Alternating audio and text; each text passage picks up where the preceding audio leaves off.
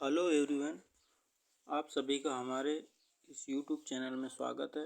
जैसा कि आपको पता ही होगा कि एमटीएस का रिज़ल्ट कल आउट हो चुका है। कई लोग बहुत परेशान हैं, कब आएगा कब आएगा। तो जैसे कि मैंने बताया था कि ये तो होली के पहले आ सकता है या फिर होली के दिन, तो फिर आएगा नहीं। तो मैंने कहा था कि आज या कल जिस दिन वीडियो बनाया था तो उसी हिसाब से आपका रिज़ल्ट भी आ गया है। ठीक है, तो ये मेरे कहने पे नहीं आया है, ये तो मान लो कि फिक्स ही था कि होली के पहले ये आएगा या फिर होली के बाद। होली में तो नहीं आएगा। ठीक है, तो आप सभी को, आपने अपना रिजल्ट देख लिया होगा। जिनका जिनका हो गया है उनको कॉन्ग्रेचुलेशन, और जिनको नहीं हुआ है तो उनके लिए एक ही सजेशन है कि अपने आप को डिमोटिवेट ना करके अपना जो ये दुख है इसको अंदर बनाए रख के इस दुख को अपनी मेहनत के साथ इसको खुशी में बदलें, तो उससे आपका फ़ायदा होगा। आप दुख मना के बैठ जाएंगे, उससे बहुत ज़्यादा लॉस हो जाएगा। तो इसको क्या है, एक आग की तरह की लें कि एक लोहा लें इसको, कि मतलब अगर आपका 1 नंबर 2 नंबर से रह गया है तो आपके पास वो काबिलियत थी कि आप 1 2 नंबर ज़्यादा भी ला सकते थे। ठीक है, हो सकता है आपको इस एग्ज़ाम में हो सकता है कोई सिली मिस्टेक हुई हो, तो आप आगे से क्या करना है आपको, ये आपको सीख भी मिल गई एक क्वेश्चन की कितनी कीमत है। तो उससे क्या है कि अब आप आगे के लिए भी मेहनत कीजिए। आप खाली बैठे रहने से कोई फ़ायदा नहीं है, शौक मनाने से कोई फ़ायदा नहीं है। तो सभी से मेरा यही रिक्वेस्ट है कि आप लोग अपना नेक्स्ट एग्ज़ाम की तैयारी करें। अभी फिर से आएगा, तो अभी कई एग्ज़ाम हैं आपके लिए, कई अपॉर्चुनिटी हैं, तो आप उनमें ध्यान दें अच्छे से। एक ही एग्ज़ाम को लेकर उसमें डिप्रेशन का शिकार मत हों। तो इसलिए कई बच्चों का मैंने देखा, कमेंट्स देखे थे मैंने ग्रुप में, तो बहुत परेशान थे। किसी के नहीं हुआ, कई लोगों का, कुछ का हुआ है। तो उससे क्या है कि परेशान नहीं हुआ, जिनको हुआ उनको कॉन्ग्रेचुलेशन। कई लोग पूछ रहे थे कि सर स्कोर कार्ड कब आएगा। तो स्कोर कार्ड के बारे में बता दूं कि अभी तो होली के बाद ही आ जाएगा, मतलब 1 हफ्ते के अंदर ही आ जाएगा आपका स्कोर कार्ड का, कोई दिक्कत नहीं है। इसके बाद बस स्कोर कार्ड का ही होता है। तो ये होली ख़त्म, स्कोर कार्ड आपका आ जाएगा किसी भी दिन। ठीक है, तो ये स्कोर कार्ड वाली बात ख़त्म हो गई, इसमें कोई दिक्कत नहीं है आपको। ठीक है, अब कई लोगों का क्या था कि सर कई लोग पूछ रहे सर सेकंड लिस्ट जो है वो कब आएगी। तो इसमें क्या है कि सेकंड लिस्ट नहीं, ये पूछ रहे थे कि ये जो लिस्ट आई है ये फाइनल है, ये इसके बाद भी और कोई है। तो ये आपकी फाइनल लिस्ट ही है, इसके बाद ना मेडिकल के बाद लिस्ट लगेगी ना किसी के बाद, आपका सीधा ये ज्वाइनिंग की लिस्ट है। अब इसमें इसके बाद आपकी कोई लिस्ट नहीं लगेगी। जितना आपका स्कोर है इसी की बेसिस पे सारा कंप्लीट है। तो ये आपको बात समझ में आ गई होगी।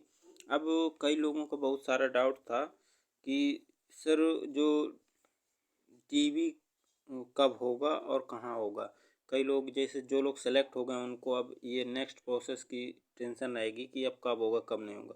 तो इसका कल मैं लाइव आया था तो उसमें ही बताया था मैंने कि आपको डीवी के लिए क्या होता है कि इसमें आपका जीमेल में आपका मेल आएगा, उसमें ही आपका कॉल लेटर आएगा, उसमें ही बताया जाएगा आपका कि डीवी आपको इस दिन आपका डीवी है।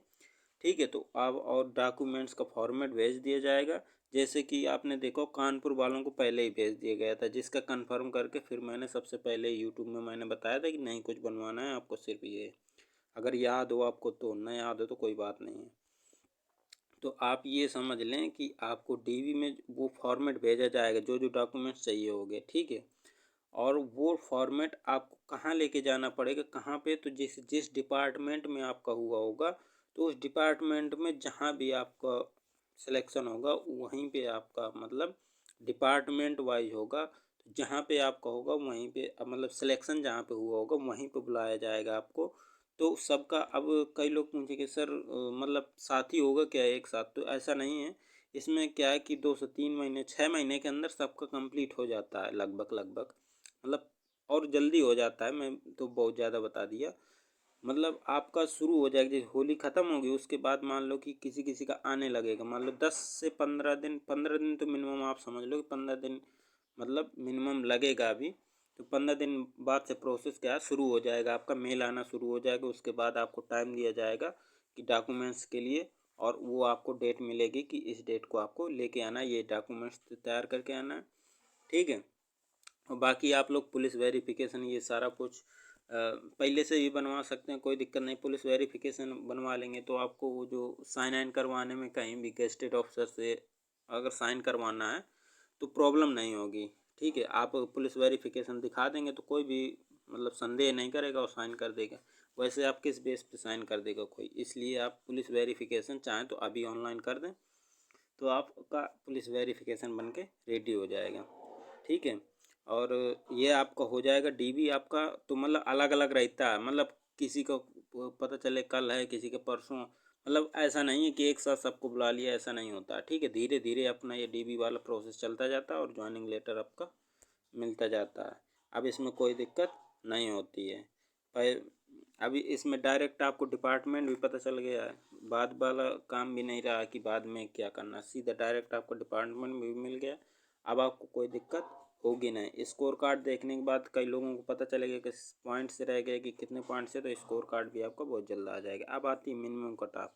तो मिनिमम कट ऑफ के बारे में मैंने जो मोटा देखा उसमें, तो आप देखेंगे कि जो एमटीएस के लिए जो 18 से 25 एज ग्रुप है उसके लिए जो मिनिमम कट ऑफ गई है, अनरिजर्व की गई है 120, अनरिजर्व की आपकी गई है कितनी 120, और ईडब्ल्यूएस की गई है आपकी 120.78 है इसकी, ठीक है।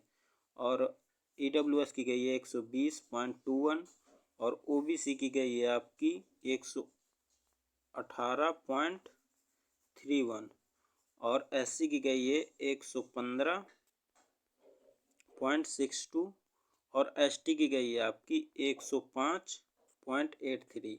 ये आपकी मिनिमम कट ऑफ है 18 से 25 के लिए, ठीक है। और ये जो अनरिजर्व जो सबसे कम कट ऑफ गई है ये कर्नाटक की है, और तमिलनाडु में अनरिजर्व की गई है सबसे कम, ठीक है। और इसी प्रकार 1800 आप 18 से 27 वाली एज कैटेगरी में देखेंगे आप, तो इसमें क्या होता है 122 से 122.77 गई है लगभग, ठीक है। तो अनरिजर्व का इतना, ईडब्ल्यूएस का आपका 122.33 गई है, और ओबीसी के गया 120.18, और एससी के गया है 119, और एसटी के गया है 108। ये आपका है किसका, तो ये आपका है 18 से 27 वाले एज ग्रुप का एमटीएस का। और हवलदार ये मिनिमम कट ऑफ है कि अगर आपके इतने कम नंबर हैं तो आपको कोई ना कोई पोस्ट मिल गई जिन्होंने ऑल प्रेफरेंस भरा है। और हवलदार की जो गई है वो 120.92, लगभग मान लो कि 121 गई है अनरिजर्व की, और ईडब्ल्यूएस की गई है 120.5, और एस ओबीसी की गई है 119.45, यानी थो एक से एक नंबर लगभग कम गई है। एससी की गई है आपकी 114.87, और एसटी की गई है 105.76। तो ये आपकी कट ऑफ है। और इसमें हो सकता है ना समझ में आए, लेकिन मैंने बोल दिया, आप उस हिसाब से आप अपना देख लेना कि कैसा क्या है जिसका भी। और ये जो ये हवलदार की कट ऑफ गई है सबसे कम गई है आपकी चेन्नई में ही गई है, ठीक है। तो ये सारी कैटेगरी में चेन्नई में ही है। तो ये रहा आपका जो, और बाकी जो भी आपका डाउट बचता है आप नीचे कमेंट बॉक्स में ज़रूर कमेंट करें, ठीक है। और मैंने एक पेपर का सॉल्यूशन भी डाला है, तो आप लोग उसको भी देखें और बताएं आपको कैसा लगा सॉल्यूशन, ठीक है। और जानकारी अच्छी लगी हो तो लाइक शेयर और चैनल को सब्सक्राइब जरूर करें। धन्यवाद।